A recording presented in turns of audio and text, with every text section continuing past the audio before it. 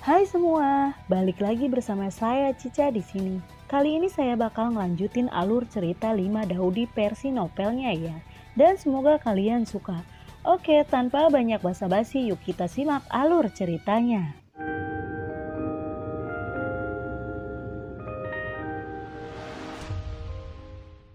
Di cerita sebelumnya, Lotus Api sangat cepat, menembus kehampaan secara langsung, dan dengan cepat menyusul Perita berperasaan. Lotus Api langsung membungkus Perita berperasaan. Jeritan melengking bergema di langit dengan sia-sia, dan peri yang tidak berperasaan menanggung siksaan dari tubuh yang terbakar. Tubuhnya dengan cepat dibakar menjadi abu oleh Lotus Api. Tubuhnya dibakar, dan jiwa Perita berperasaan juga tersiksa. Jiwanya semakin lemah. Buam! Pada saat ini ledakan yang menghancurkan bumi bergema. Lotus Api tiba-tiba meledak dan gelombang api yang tak berujung bergegas menuju kejauhan. 10.000 api membakar langit. Ledakan Lotus Api ini kekuatannya tidak lebih lemah dari Lotus Api yang dilepaskan di Klan Roh Api. Pada saat ini gelombang api yang tak berujung melonjak. Api mengamuk, membakar langit dan melahap bumi. Teratai api meledak, mengirimkan gelombang kejut api yang mengerikan. Gelombang api yang tak berujung terus-menerus melonjak dalam kehampaan. Di mana api mengerikan berlalu, semuanya hancur dan berubah menjadi lautan api. Semua orang dengan putus asa melarikan diri ke kejauhan, dan banyak orang kuat yang tidak punya waktu untuk melarikan diri langsung ditelan oleh gelombang api dan berubah menjadi ketiadaan. Pada saat Lotus Api meledak, jiwa peri yang tak berperasaan itu langsung meledak menjadi ketiadaan, dan monumen batas umur panjang itu juga memiliki retakan yang menyebar. Seluruh dunia dipenuhi dengan nyala api yang ganas, dan kehampaan dibakar menjadi kehampaan oleh nyala api yang sangat panas. Ini tidak diragukan lagi merupakan bencana bagi Chang Seng Tian. Orang kuat yang tak terhitung jumlahnya dibakar menjadi abu oleh api ini. Ketika nyala api menyala dengan ganas, sosok yang sangat lemah perlahan muncul di platform monumen batas alam umur panjang. Sosok itu mengangkat kepalanya dengan susah payah, memperlihatkan wajah muda yang sangat pucat. Itu adalah Xiao Yan. Pada saat ini dia sangat lemah dan dia bahkan tidak memiliki kekuatan untuk bangun. Karena itu dia hanya bisa berbaring di platform monumen abadi. Xiao Yan kehabisan napas, seteguk darah keluar darinya. Pada saat ini Xiao Yan tidak hanya lemah tetapi juga memiliki luka di sekujur tubuhnya. Dia mengangkat kepalanya dengan susah payah dan melihat ke kejauhan. Ada lautan api di bawah monumen batas alam umur panjang, dan api yang mengepul masih melonjak ke kejauhan. Dia menyeringai, dan senyum kejam muncul di sudut mulutnya. Dia cukup puas dengan Lotus Api yang dia ubah, tetapi harga yang harus dia bayar juga sangat besar. Namun harga yang dia bayar untuk bisa membunuh peri yang tak berperasaan sepenuhnya sepadan. Pada saat ini Xiao Yan sangat lemah, dan dia pingsan di atas monumen abadi, membiarkan tubuhnya perlahan memulihkan kekuatannya. Dalam kondisinya saat ini, setiap orang kuat di alam umur panjang dapat dengan mudah membunuhnya. Namun Xiao Yan tidak khawatir dengan keselamatannya sendiri, karena orang-orang kuat yang datang untuk mengepung dan menekannya sudah mati. Beberapa orang melarikan diri juga takut oleh kekuatan Lotus Api. Mereka tidak berani kembali ke sini lagi, jadi dia sangat aman sekarang. Namun pada saat tertentu, wajah Xiao Yan tiba-tiba berubah. Ekspresi keheranan muncul di wajahnya dan matanya tertuju ke depan. Di sana pria berambut panjang berjubah hijau perlahan muncul dari monumen keabadian. Tidak heran Xiao Yan tidak bisa merasakan aura orang ini. Ternyata orang ini sebenarnya tersembunyi di dalam monumen abadi. Siapa orang ini? Mengapa ada di batas alam umur panjang? Xiao Yan lalu bertanya dengan kaget. Siapa kamu? Pria di sini tersenyum dan berkata, Aku adalah surga alam umur panjang. Chang Seng Tian. Xiao Yan bingung. Bukankah Chang Seng Tian nama benua ini? Kenapa pria berjubah hijau di depannya juga disebut Chang Seng Tian? Chang Seng Tian menjelaskan, benua ini disebut Chang Seng Tian, dan aku juga disebut Chang Seng Tian. Apakah kamu merasa sangat aneh? Sebenarnya, tepatnya, aku adalah penguasa Chang Seng Tian, ucap dari Chang Seng Tian. Penguasa? Xiao Yan mengerutkan kening dan bergumam pada dirinya sendiri. Chang Seng Tian tersenyum dan berkata, Itu benar. Aku adalah pemilik dan penjaga alam umur panjang ini. Dengan kata lain, alam umur panjang ini milikku. Jadi, aku ingin berterima kasih." Mendengar ini, Xiaoyan lalu berkata, "Terima kasih. Terima kasih untuk apa?" Chang Sentian tersenyum dan berkata, "Karena kamu membunuh peri yang tak berperasaan. Untuk waktu yang lama, peri tak berperasaan telah mendirikan istana tanpa hati, memperluas wilayahnya secara besar-besaran, mencoba mengendalikan seluruh Chang Sentian. Dan kamu baru saja membunuh orang ini untukku. Jadi aku ingin berterima kasih kepadamu." Mendengar pria di Xingyi berterima kasih kepadanya, ekspresi Xiaoyan berubah.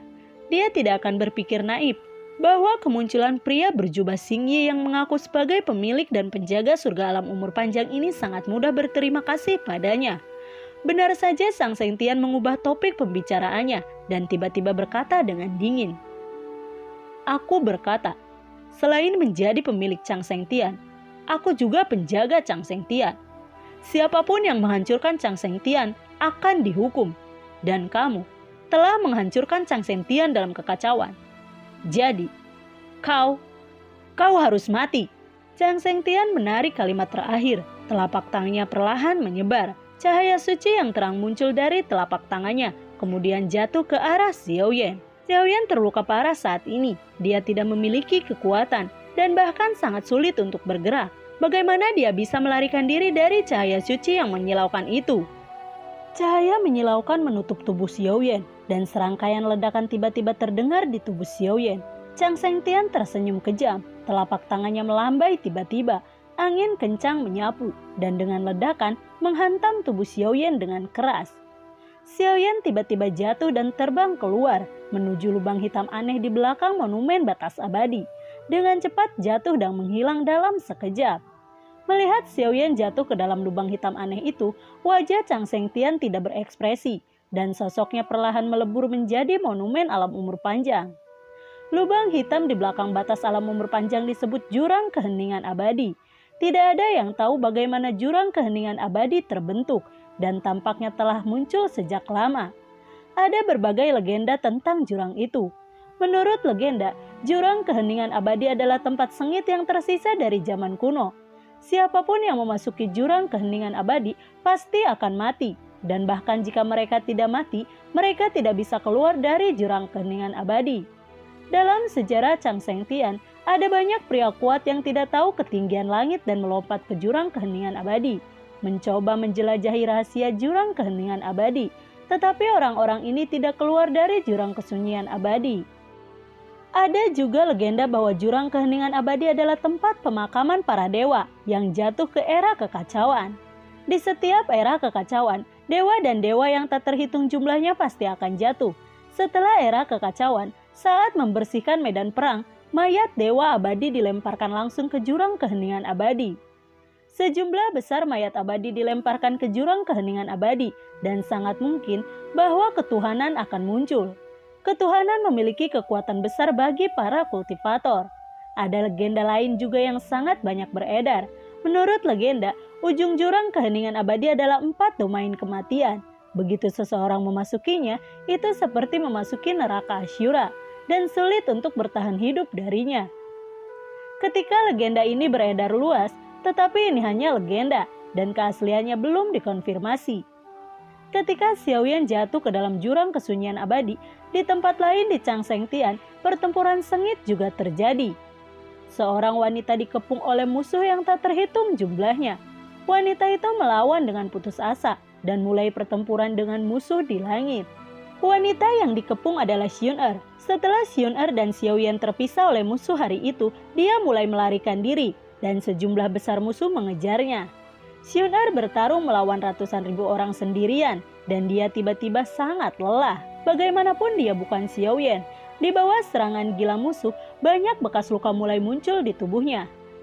Pada saat tertentu di langit yang jauh, 3 aliran cahaya tiba-tiba melintas. Itu adalah 3 wanita cantik dengan pedang di kaki mereka. Wanita di tengah tampak berusia sekitar 40 tahun. Di kedua sisinya berdiri seorang wanita muda yang tampak seperti berusia 20 tahun. Ketiganya berhenti di kehampaan dan melihat pertempuran di kejauhan. Salah satu wanita muda berkata dengan marah, Benar-benar tidak masuk akal bahwa begitu banyak orang menggertak seorang wanita. Nyonya, tolong ambil tindakan dan selamatkan dia. Wanita muda lainnya juga berkata, iya, tolong si Jun untuk mengambil tindakan dengan cepat. Dia tidak bisa melawannya terlalu lama. Wanita parubaya itu sedikit mengangguk dan berkata, 9 hari ini semakin kacau. Aku akan membuat pengecualian dan menyelamatkannya. Begitu wanita parubaya itu selesai berbicara, dia melambaikan tangannya dengan ringan ke arah kekosongan, dan cahaya putih tiba-tiba menggulung di langit. Cahaya putih yang kuat menyebabkan orang di istana tanpa hati menjadi buta untuk waktu yang singkat. Setelah beberapa saat, cahaya putih menghilang. Mereka melihat bahwa tidak ada bayangan Xun-Er di langit. Xun-Er seperti telah menghilang begitu saja. Lautan api yang luas, energi yang padat, dan laut tanpa batas bertahtahkan antara langit dan bumi. Di laut gunung abadi menjulang, dan setiap gunung abadi penuh dengan energi abadi. Jarak antara gunung abadi ini sangat jauh. Dari kejauhan, gunung abadi yang tak terhitung jumlahnya berdiri di laut. Di atas permukaan laut yang tenang, angin sepoi-sepoi bertiup dengan lembut, dan kemudian 4 sosok melintas tertiup angin. 3 dari mereka berjalan di atas pedang peri. Orang keempat tampak lemah, seluruh tubuhnya berlumuran darah, dan dia jelas terluka parah. Wanita yang terluka itu melihat gunung yang aneh seperti negeri dongeng di kejauhan, dan bertanya dengan heran, "Ini, di mana ini?" Salah satu wanita muda berkata, "Kamu belum pernah ke sini sebelumnya. Ini adalah daratan laut di 9 surga dan 10 tempat." Tanah laut, gumam wanita yang terluka itu. "Ayo pergi, kamu terluka parah dan perlu dirawat dengan baik," ucap dari wanita muda lain juga. Pedang abadi tiba-tiba menyala dengan cahaya terang, dan segera mereka bertiga membawa wanita yang terluka itu dan terbang menuju salah satu gunung abadi. Dalam sekejap, dia menghilang ke dalam energi peri yang padat dan menghilang. Sementara di tempat lain, kabut hitam seperti tinta menyelimuti sekeliling. Dan dalam kabut hitam itu, sekumpulan benda hitam melayang. Ternyata itu adalah seseorang. Pria itu hanya melayang tak bergerak di kabut hitam, seolah-olah dia sudah mati. Kabut hitam melonjak. Ruang ini penuh dengan kegelapan tanpa batas. Ruang itu mati dan dingin, dan pria itu berbaring dengan dingin di atas kabut hitam. Waktu berlalu dengan tenang. Seperti ini, tidak ada konsep waktu di ruang mati ini. Semburan cahaya tiba-tiba menyala di kabut hitam, dan kemudian berubah menjadi sinar cahaya. Ini adalah seorang wanita. Wanita itu mengenakan gaun lotus putih, seputih salju. Dari kejauhan, wanita itu tampak diselimuti cahaya suci, tampak seperti peri, dan sangat aneh. Kecemerlangan cahaya bulan yang keluar dari tubuh wanita itu menghalangi kabut hitam yang mengepul. Melihat wanita itu, tidak ada seorang pun di dunia ini yang memiliki pikiran jahat dan menghujat tentang dia. Dia memiliki kekuatan sihir untuk mengucilkan hati orang, dan dia hanya akan membuat orang merasa tertekan dan kasihan. Wanita itu berusia sekitar 17 atau 18 tahun, tinggi dengan sepasang kaki ramping dan tubuh yang langsing. Dia memiliki ekspresi lucu dan menyenangkan, serta ekspresi dewasa dan martabat. Gadis itu terlihat lemah, tetapi sebenarnya lembut di luar dan tegas di dalam. Saat itu untuk orang yang dia cintai, dia memotong hatinya dan memberikan hatinya kepada orang yang dia cintai, dan dia berubah menjadi debu. Benar, gadis ini adalah Bingxin. Bingxin pernah berkata kepada Xiaoyan bahwa mengumpulkan sumber dari 5 roh dapat membuatnya terlahir kembali. Kemudian setelah Xiaoyan mengumpulkan sumber dari 5 roh, Bingxin tidak dapat dibangkitkan kembali. Faktanya Bingxin masih memiliki satu syarat yang tidak dia katakan. Sumber dari 5 roh adalah kondisi yang diperlukan baginya untuk dibangkitkan kembali, tetapi tidak semuanya. Ada juga kondisi yang lebih penting, yaitu mata air dari kolam Dewa Penciptaan. Hanya dengan mendapatkan mata air penciptaan Sentan, dia dapat sepenuhnya terlahir kembali. Namun betapa sulitnya mendapatkan mata air dari kolam Dewa Ciptaan.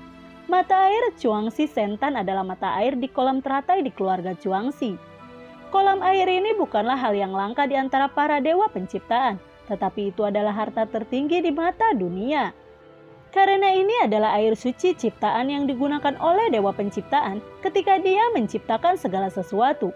Konon mata air ini bisa menghidupkan seseorang. Namun Dewa Penciptaan telah binasa, dan mata air kolam Dewa Penciptaan juga menghilang seiring dengan matinya Dewa Penciptaan. Namun sumber dari lima roh tidak sepenuhnya tidak berguna bagi Bingsin. Setidaknya dia dapat muncul sementara di tempat yang sangat yin ini dengan yin yang kuat. Pada saat ini dia tidak dapat dianggap sebagai kebangkitan yang lengkap dan hanya dapat bertahan untuk waktu yang singkat di tempat yang begitu gelap. Dan begitu dia kembali ke tempat dengan energi yang kuat, dia akan kembali ke keadaan semula. Melihat Xiaoyan yang penuh bekas luka di depannya, Bingsin sedikit mengernyit. Wajahnya menunjukkan ekspresi kasihan. Dia lalu berbisik, "Kakak Yen, kenapa? Kenapa kamu tidak begitu mencintai dirimu?" Tentu saja Xiaoyan tidak bisa mendengar suara Bingsin.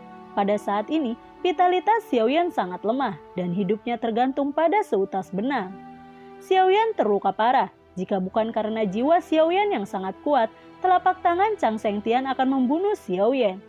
Namun bahkan jika Xiaoyan cukup beruntung untuk bertahan hidup, hanya ada satu napas yang tersisa.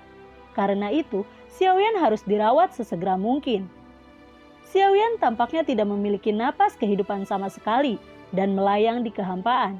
Bingsin sangat menyesal. Dia mengulurkan telapak tangannya yang putih dan lembut lalu perlahan-lahan meletakkannya di antara pergelangan tangan Xiaoyan. Setelah itu aliran udara putih mengalir ke tubuh Xiaoyan dari sela-sela jari Bingsin. Aliran udara putih itu adalah energi kehidupan Bingsin. Bingsin menuangkan energi hidupnya ke dalam tubuh Xiaoyan. Dengan masuknya energi kehidupan yang terus-menerus, napas kehidupan Xiaoyan juga meningkat. Tentu saja proses ini sangat lambat. Mengirim energi kehidupan sendiri ke Xiaoyan adalah tindakan yang menghabiskan tubuh secara berlebihan. Jadi setelah Bingsin mengirimnya untuk sementara waktu, dia tidak bisa bertahan lagi. Dia berhenti sementara, duduk bersila di kehampaan, dan memulihkan energi hidupnya sesegera mungkin melalui kultivasi. Ketika dia merasa energi hidupnya hampir pulih, Bingsin terus memindahkan energi hidupnya ke dalam tubuh Xiaoyan. Proses ini sangat panjang dan sulit, tapi Bingsin mengirimkan energi hidupnya ke dalam tubuh Xiaoyan tanpa penyesalan. Mungkin dalam hidup ini, dia tidak bisa benar-benar dibangkitkan. Dia hanya bisa melakukan sesuatu untuk kekasihnya dengan cara ini. Sekali, 2 kali, 3 kali, 4 kali, Bingsin memasukkan energi hidupnya sendiri ke dalam tubuh Xiaoyan berkali-kali dan memulihkan energi kehidupan melalui kultivasi berkali-kali. Hanya dia yang tahu betapa sulitnya itu, dan semakin lama waktu yang dibutuhkan untuk memulihkan energi hidupnya. Dalam prosesnya, waktu berjalan dengan cepat. 1 tahun telah berlalu saat ini. Bingsin memberi Xiaoyan energi kehidupan selama setahun penuh. Selama tahun ini, Bingsin telah mengirimkan energi kehidupan berkali-kali.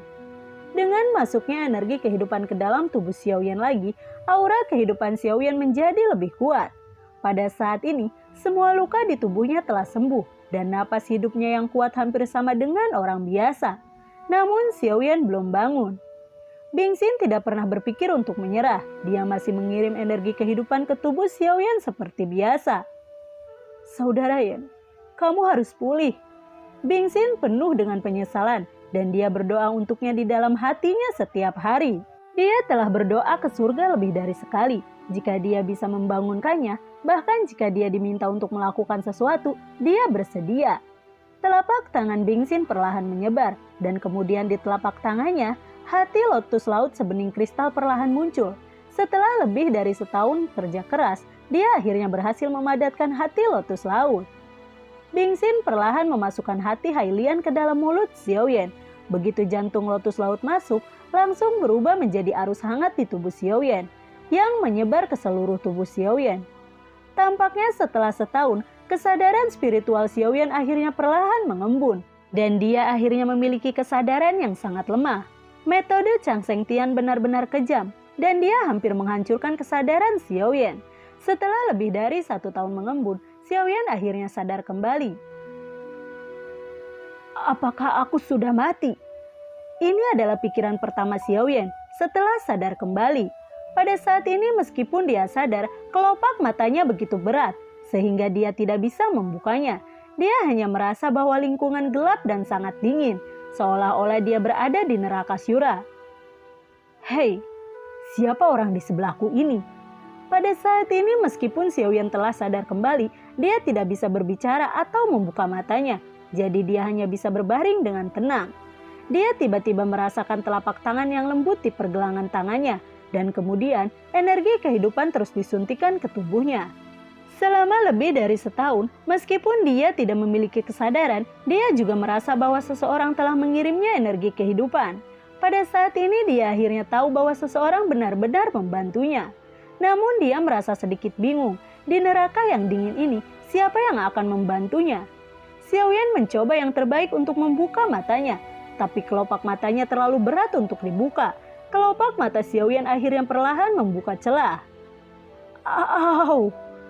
Xiaoyan menggerakkan bibirnya sedikit dan rasa sakit yang tajam menyebar dari lubuk jiwa Xiaoyan.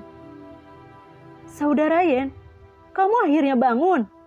Melihat Xiaoyan bangun, Bingxin menangis dengan gembira. Air mata menetes di wajahnya. Setelah lebih dari setahun bekerja keras, Xiaoyan akhirnya bisa bangun. Xiaoyan perlahan membuka matanya. Hal pertama yang dia lihat adalah seorang gadis muda dengan pakaian putih. Gadis berbaju putih itu samar-samar terlihat seperti Bingxin. Xiaoyan menggelengkan kepalanya dan berkata, Bingxin, apakah aku memasuki mimpimu lagi? Bingxin berkata dengan penuh semangat, Tidak, bukan. Ini bukan mimpi. Aku benar-benar ada. Saudara Yan, jika kamu tidak percaya padaku, rasakanlah. Bingxin membiarkan telapak tangan Xiaoyan menyentuh tubuhnya. Xiaoyan percaya bahwa Bingxin itu nyata, bukan mimpi. Xiaoyan dengan senang hati berkata, Bingxin, apakah kamu dibangkitkan?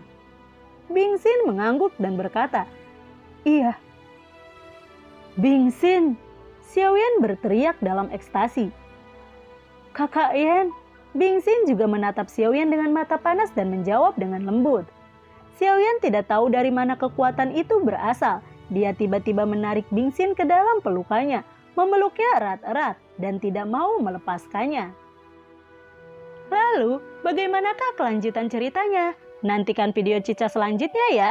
Bagi kalian yang suka akan alur cerita yang Cica bawain, kalian bisa like, komen, share ke teman-teman kalian ya. Cica ucapin terima kasih juga buat kalian yang udah mensupport Cica lewat link Saweria di bawah kolom deskripsi. Dan semoga sehat selalu ya buat kalian. Cica mohon pamit dan assalamualaikum, dadah.